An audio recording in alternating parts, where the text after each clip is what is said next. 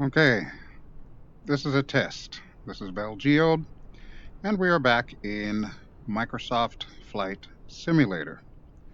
Today we are in Panama, and the purpose for us being here in Panama is to show off Orbx's new Panama Canal scenery package. Now, a couple of things just to get out of the way. First off, huge thanks to Orbx for the preview copy of their Panama. And at the time this video is recorded, it is not yet live, but it should be sometime very, very soon. Now, the Panama Canal scenery package contains a lot of improvements to the canal itself. However, it does not have anything for any of the airports, as is typical Orbx tradition. Usually Orbx doesn't include the airports. Sometimes you might get lucky and they might include one, but not this time. This time they only include the canal itself with all its various locks and, of course, bridges, and a lot of ships. Another disclaimer, the ships are static. They do not move. Now, I know there are other additional add-ons out there that will add moving ship traffic. I don't know if they have the Panama Canal as part of the traffic routes. So if you do decide to get the Orbx Panama, just bear in mind your ships will be sitting still. But I wanted to do some shenanigans here. So that's why I broke out YIPPEE, the FlyingIron P-38L Lightning. And we are going to fly from where we are on the Caribbean side of the Panama Canal at, I believe it's Jimenez Airport.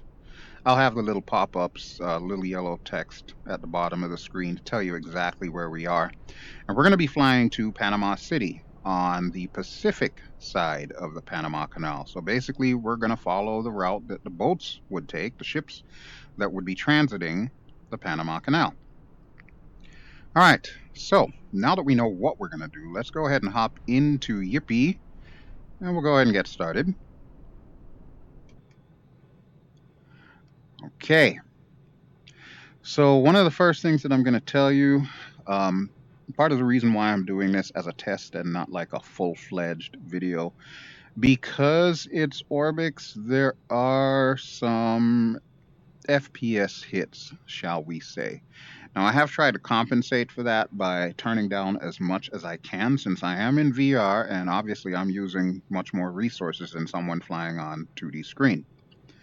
But with that having been said, there may be some portions of the canal where you'll notice that the FPS does tend to lag a little bit more than it would otherwise in other portions of the canal. But with that having been said, let's go ahead and see if we can get this bird started up, and we should be good to go. So I'm going to need my master battery on. And let's see. I'm going to go ahead and get our master magneto switch on because I'm always forgetting that. All right, tail lights will set you to bright. Wing lights will set you to bright. Compass, we really don't need that on just yet. Let me check that our generators are on. Yes, they are. Okay, good deal. And we will need fuel, however. So we'll come down here and we'll go ahead and set up shop, outer wing, main tank,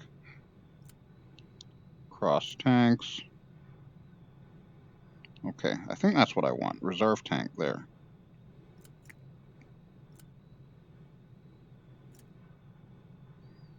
Okay, that should do the trick. All right, and let's go ahead and get our fuel pumps on, our main fuel pumps. We'll also get the mixture up.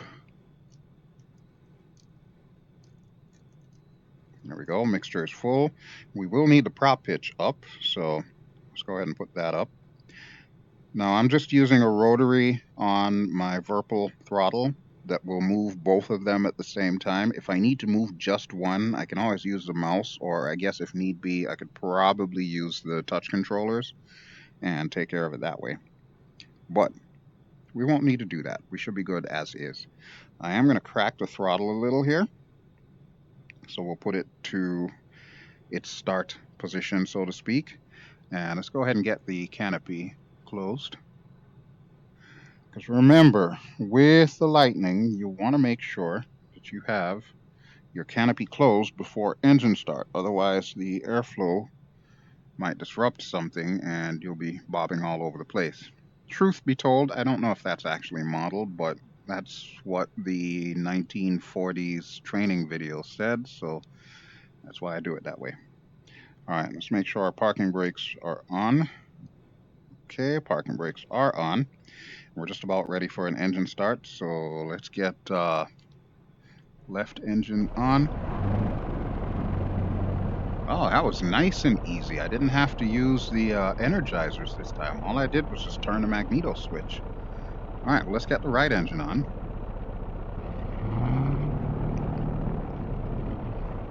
Okay, looks like we've got good start on both. We'll make sure the RPMs are even. And I'm going to put it into idle here.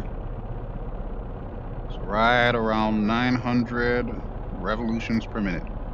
We've got good fuel, we've got good oil. Everything's looking fine. Okay.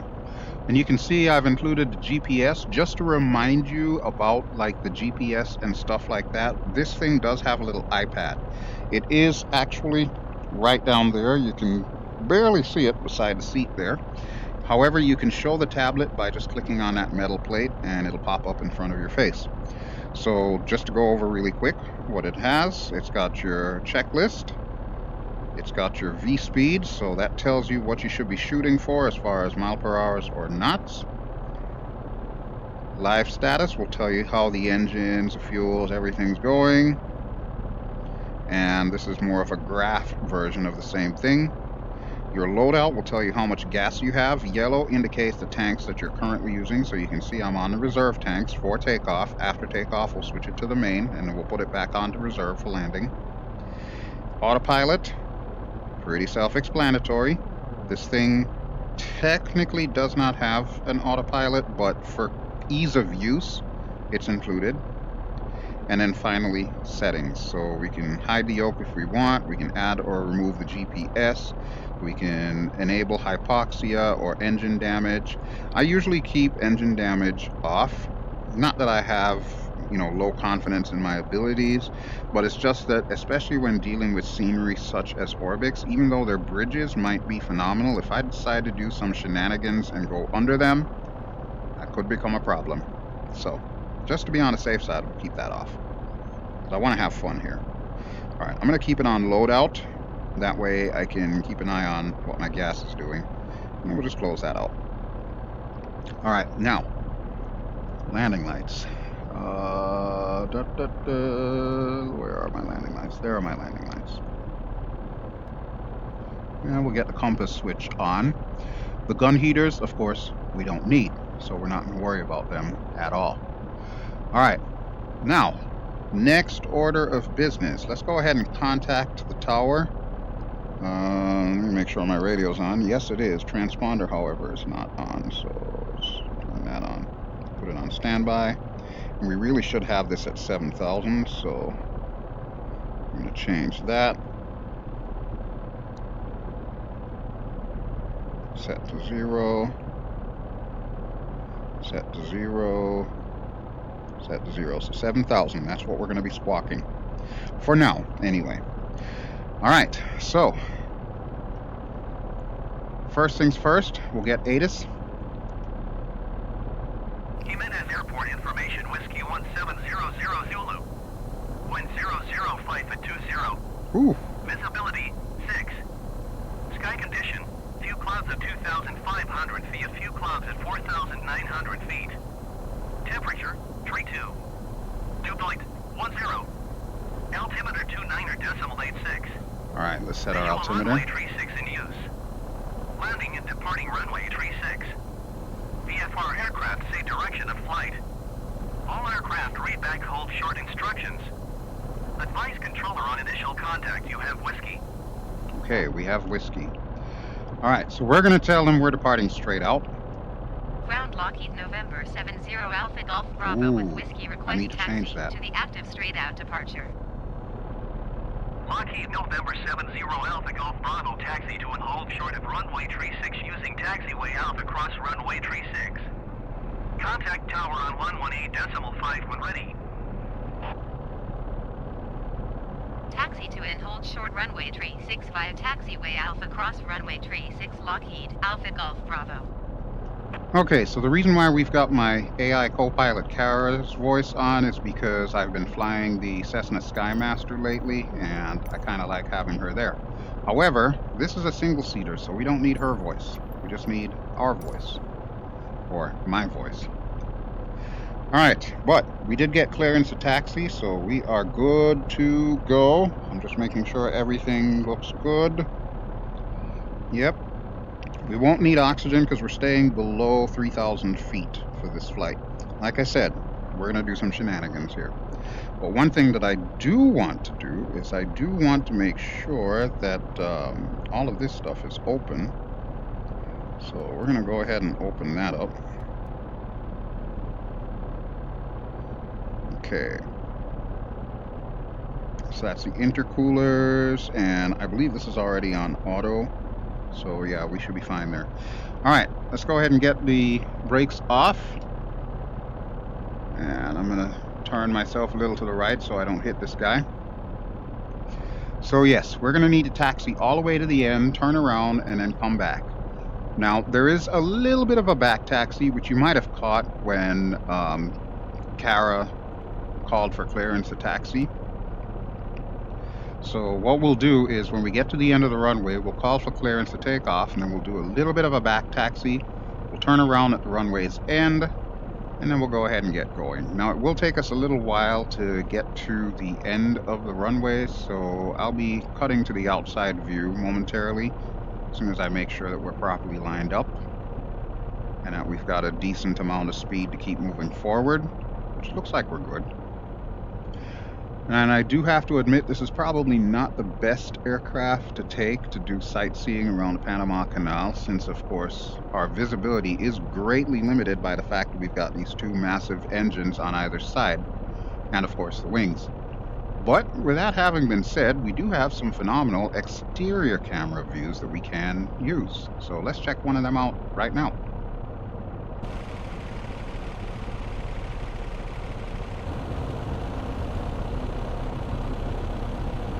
Okay, so maybe this isn't exactly one of the phenomenal exterior views, but I like this one. And it is the default view. But we also have this, which points down at the gear. Useful for takeoff and landings. You know how I like to do. And we've got this. And this. And this, in case we want to check our 6 for some strange reason. And same thing, only from the forward. And finally, this, which is actually the view that I was looking for in the first place, because you can see more of the aircraft while we're taxiing. Now, with this particular runway, we really shouldn't need the flaps for takeoff. We should be able to get enough speed to get this bird out of here. They did say we do have a headwind, and it's about 20 knots, so that should work perfectly for me. All I need to do is just trim us up just a touch. Not too much, but just enough to where we should be able to just lift off the ground on our own. That's the plan anyway. We'll see how well that works. All right, let's go back in the cockpit in preparation for takeoff.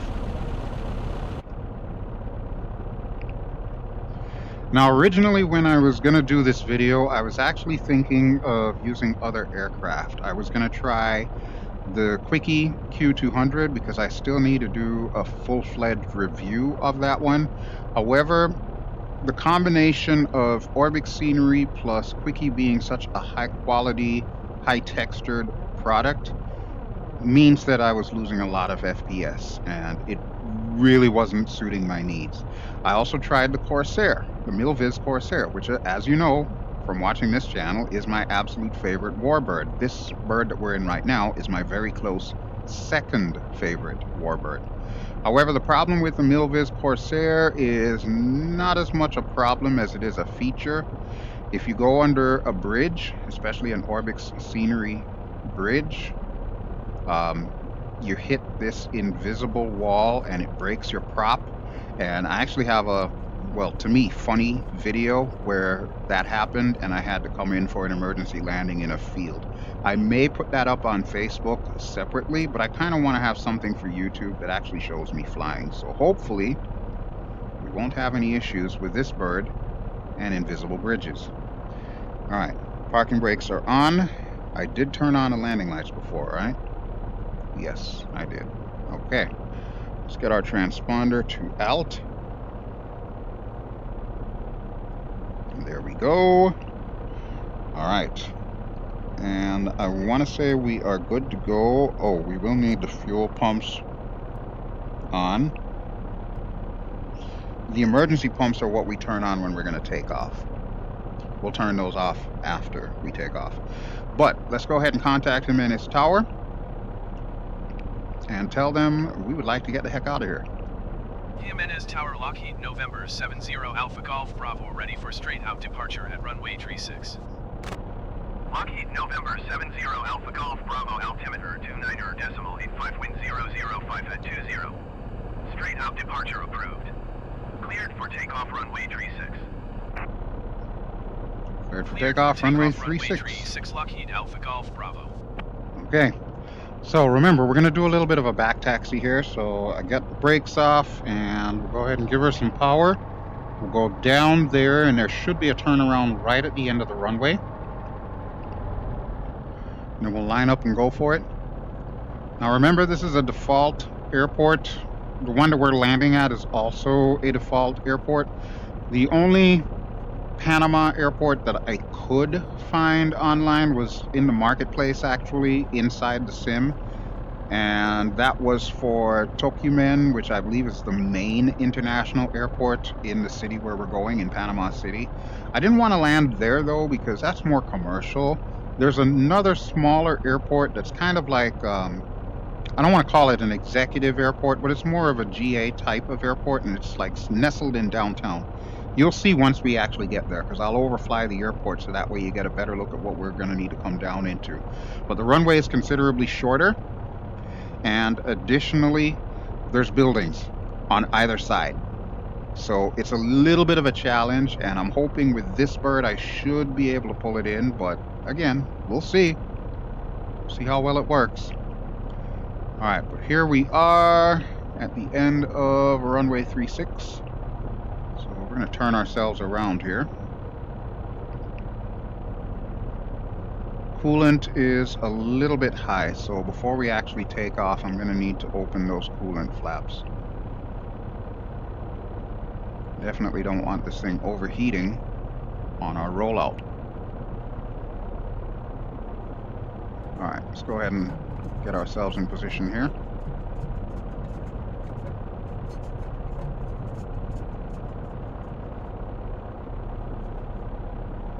Okay, right about there is good. And we'll come to a complete stop. All right, let's get this stuff open here.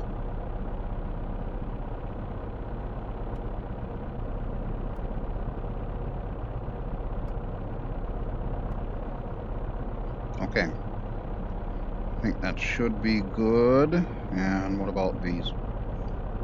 Manual, automatic. Okay, both of those are on automatic. These are already open, so we're good to go there. I'm going to turn on the oxygen, even though I really don't need it.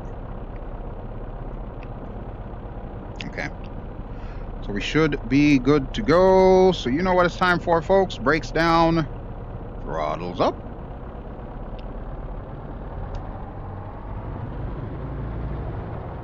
All right, we're at 2,500 RPM.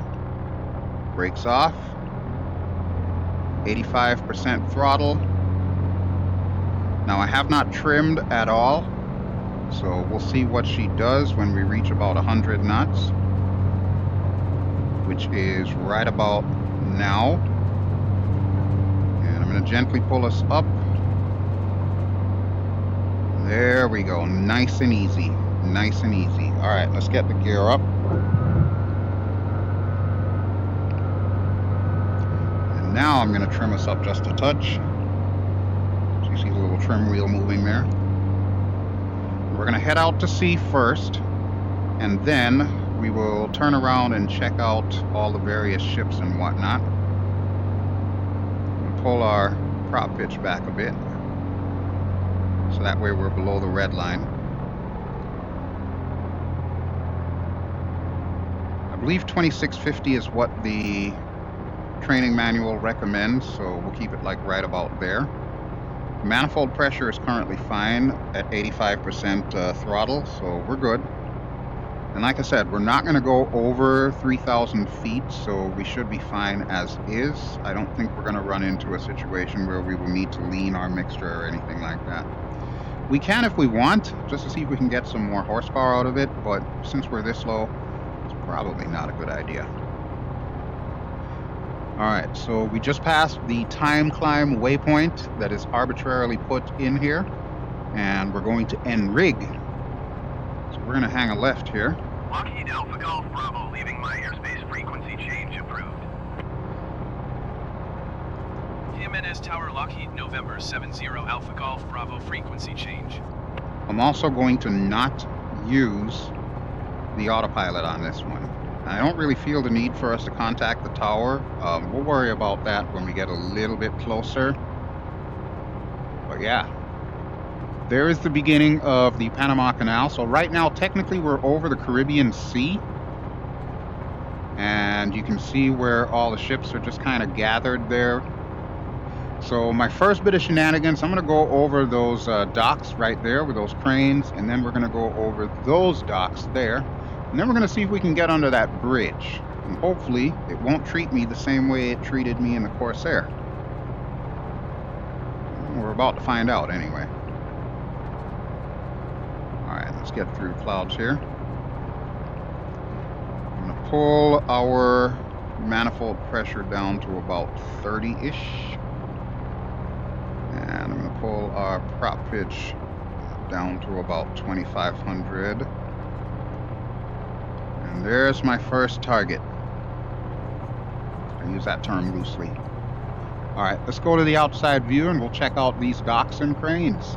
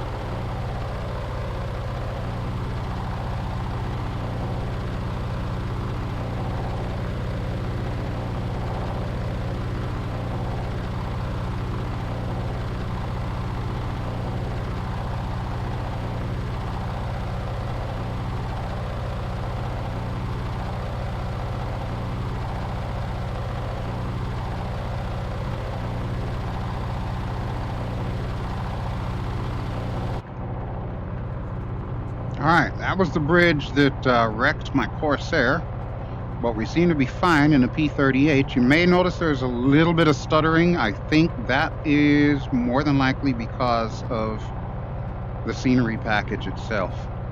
Like I said, Orbx is well known for doing some quality stuff. Like, look at the levels of the water there in the locks. That's pretty much what it's supposed to look like. However, because of the fact that they do such a quality job on everything, it does tend to eat at your FPS somewhat. Let's go around these ships here, and then we'll try and see if we can find a course that they would normally take to make it through the canal. Because right now it looks like they're all just kind of hanging out. But as you can see, this is what I was telling you about, where they're pretty much just stuck there right now. There's no moving ships at all. I do like the fact that there are helipads on there. So Sergio, my good buddy from helisimmer.com, should be pleased with that, provided, of course, you can actually land a helicopter in Microsoft Flight Simulator there. That I don't know. I haven't tried that yet. That might be my next assignment. Alright, but I do believe we need to go that way. Yes. I suspect we need to follow this lake here. It's not really much of a river. It is definitely more of a lake. Oh, yeah. Now, I don't recall if Nimitz-class carriers can make it through the Panama Canal. I know some of the earlier models of aircraft carriers could, but I'm really not so sure about the Nimitz. The Nimitz might be a little too big. Maybe, possibly. I'll have to look it up. Alright, there is another boat there. So I'm guessing we need to make a left here. Oh yeah. Oh yeah, most definitely. Alright, let's go this way.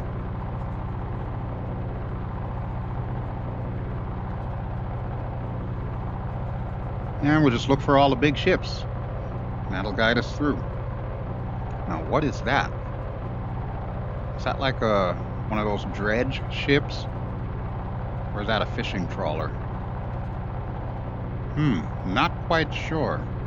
Not really up on my maritime designations for ships and all that, so I couldn't tell you for sure exactly what that is. But I know there are dredge ships here, which we actually use here in Pittsburgh as well.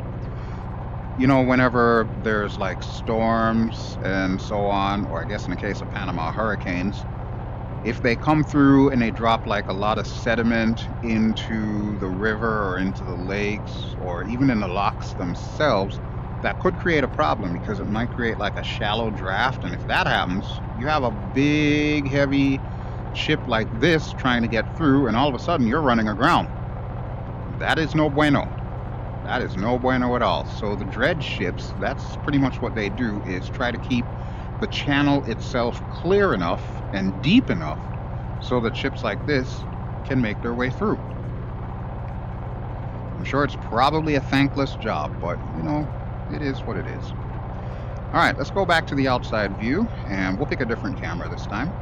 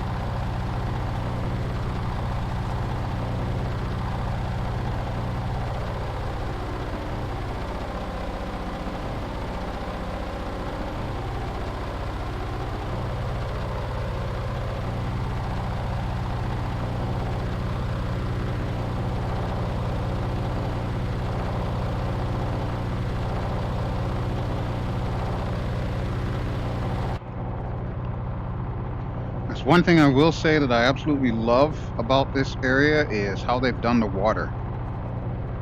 This looks like that tropical intracoastal type of water that's probably infested with gators or crocodiles, but still big enough to handle shipping. And I gotta say, Orbx did do right when it came to like the ship models and all of that good jazz. I think they actually did a pretty decent job. And you're going to see Panama City, since that's our final destination anyway, and you'll see all the various buildings and whatnot that they've put out there. Overall, they did a phenomenal job. Now, I don't know if they actually did anything to do with the coastline or the terrain or, you know, any of that kind of stuff. We could possibly assume that they may have had a hand in it, or maybe all they did was just, you know, create the locks and put down the ships and everything. Oh, you can see some of the dredge ships there. There's some more over there, actually. Take a quick look at them. So yeah, those are the dredge ships.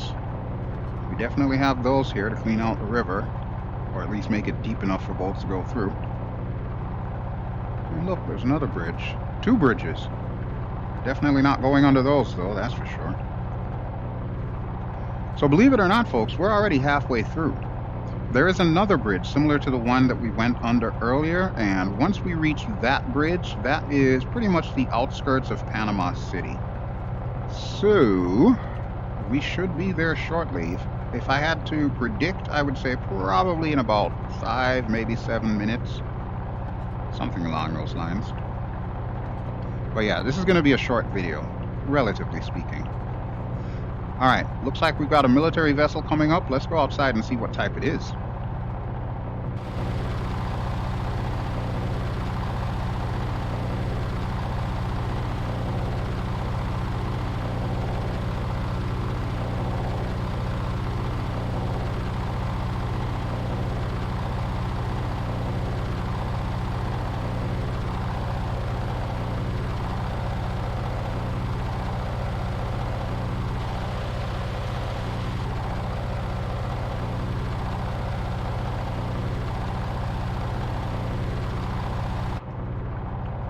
Okay, so here's that other bridge that I was telling you about, and looks like we've got a cruise liner under there.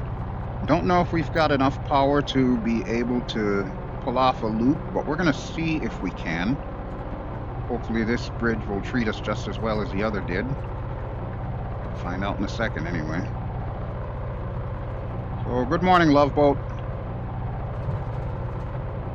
Alley-oop. We're definitely pulling G's now. Come on, baby. Over the top, over the top. There we go. Now you can get a good look at the boat. We're not going to try and go under the bridge. That's a little too much shenanigans right now. We'll pull the power back so that way we don't get into compressibility. All right. So here we've got another pair of locks. And there's another pair on the other side of the island, so we'll check that out.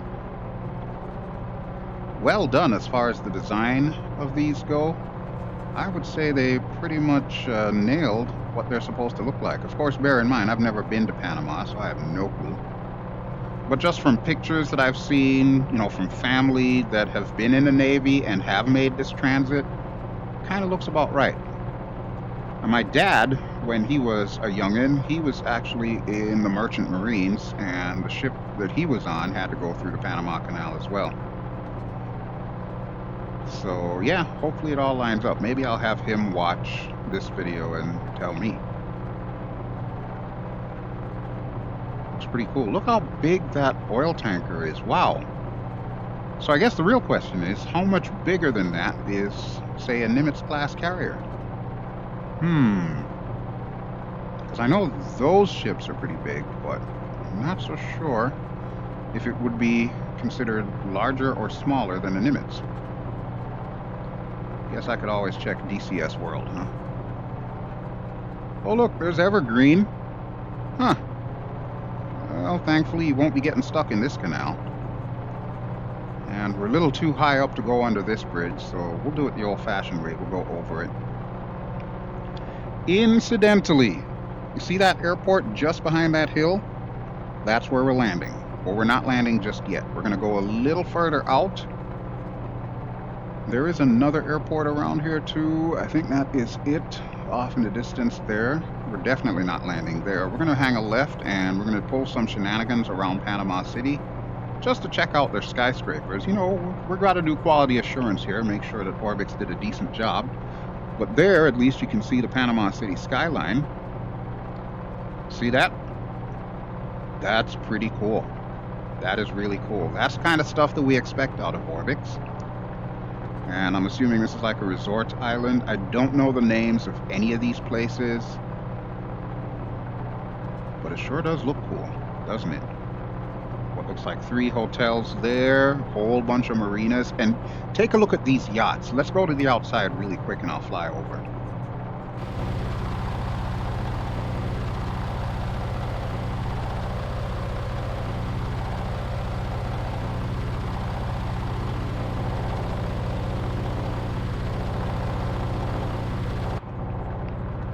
Is that not cool? That is definitely a really cool design as far as all them yachts and whatnot. Alright, we're gonna head this way.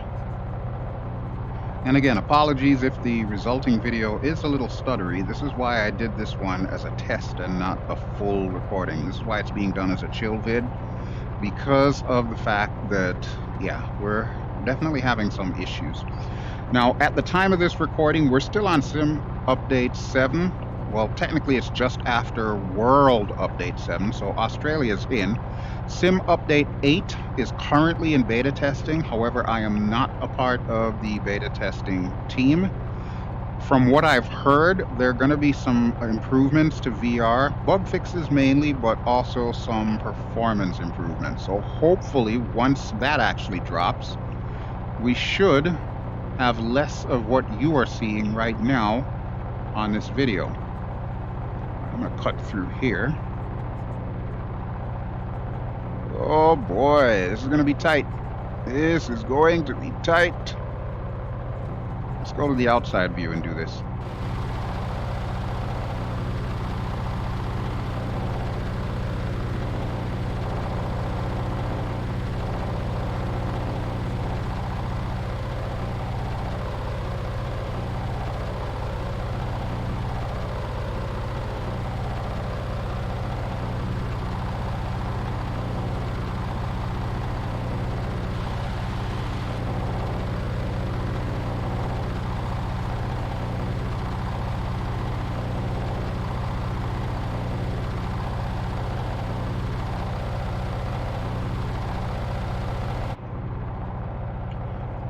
Okay, so we should probably think about landing now, huh?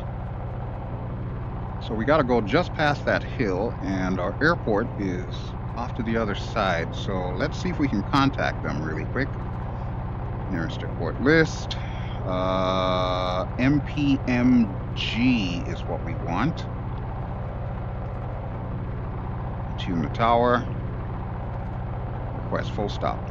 Tower Lockheed November 70 Alpha Golf Bravo 3 miles southeast 800 feet to land. Lockheed Pull the power back. 70 Alpha Golf Bravo Tower. Altimeter 29.85 wind 005 at 20. Make straight in runway 1. Lockheed Alpha Golf Bravo wind 005 at 20. Cleared to land runway 1. Okay. Cleared to land runway 1 Lockheed Alpha Golf Bravo. Alright, so now that we are coming down nicely in speed, getting ready to put the gear down. Right about there's good. Gear can come down. And let's also start getting flaps down. It is definitely getting a little stuttery, so again, my apologies on that. Not much I can really do about it, however. It is what it is. I really do try to give you guys the best possible videos, but you know what? Sometimes it's like pulling teeth with Microsoft Flight Simulator just to get it to do what I would like it to do. So, you know, sometimes it's almost inevitable that no matter what I record is going to end up coming out less than I would like to have it. It is unfortunate, but this is still a young sim. It's still growing. It's definitely no X-Plane 11, you know, that sort of thing.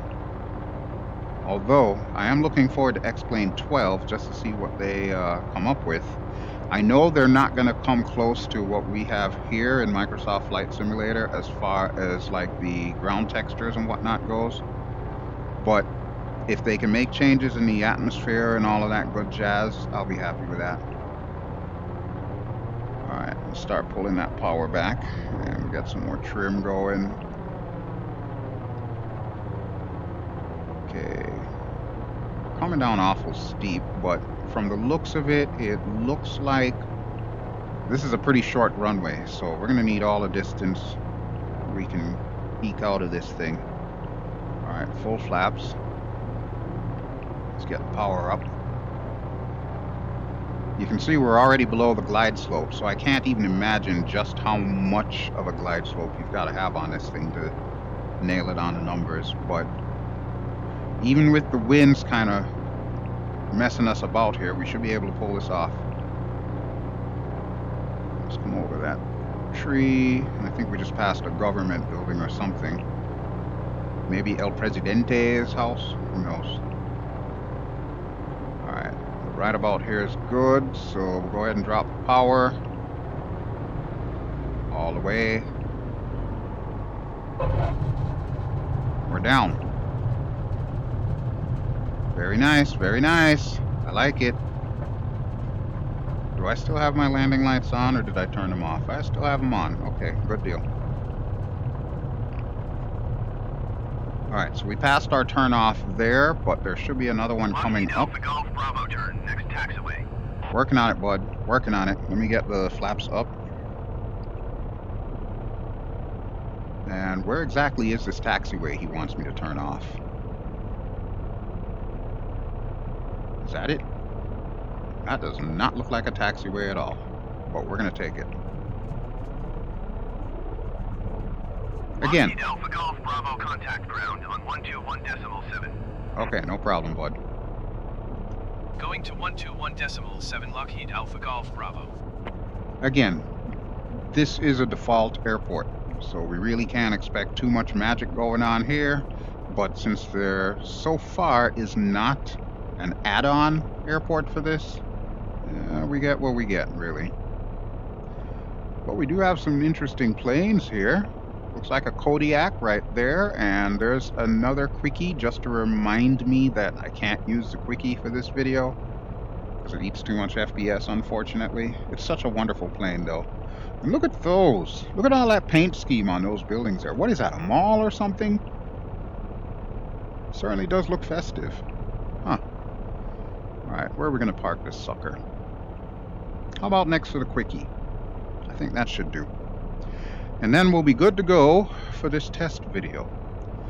And again, I know I say it all the time, and you're probably getting tired of me apologizing, but I do apologize if the resulting video is not nearly as good as it could be.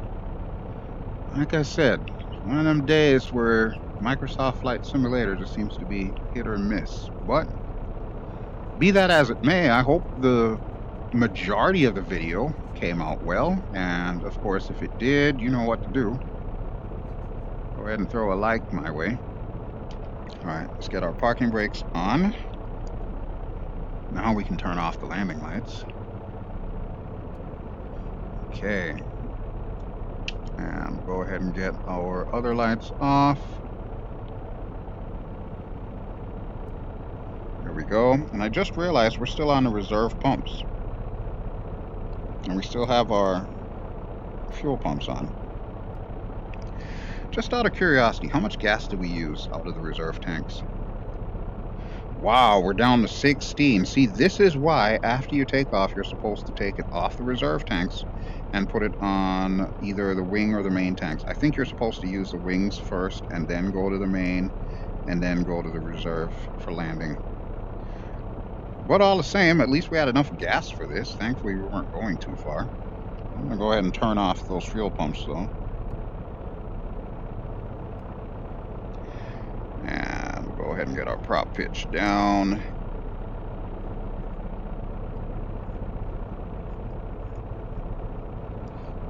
Okay. And I think we're set to kill the engine. So we'll take the mixture all the way down. And once again, it's doing that thing. Asobo. Don't let me have to yell at you again. You know what I'm talking about. It wants to open up the log screen.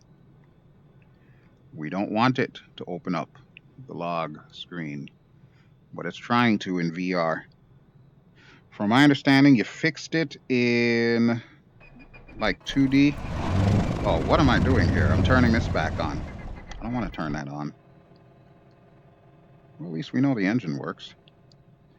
So yeah, they fixed it in 2D, but it does not appear that it has been completely fixed in VR, which is no bueno.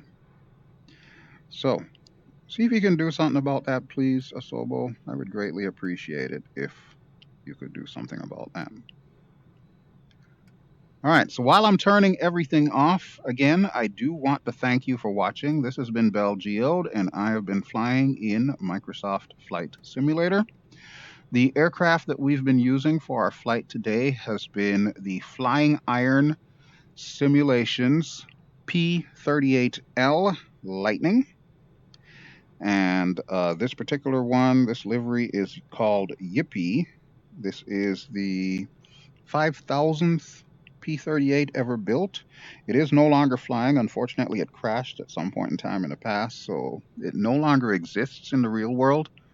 However, I will be more than happy to fly the heck out of it in any flight sim that I am given it for.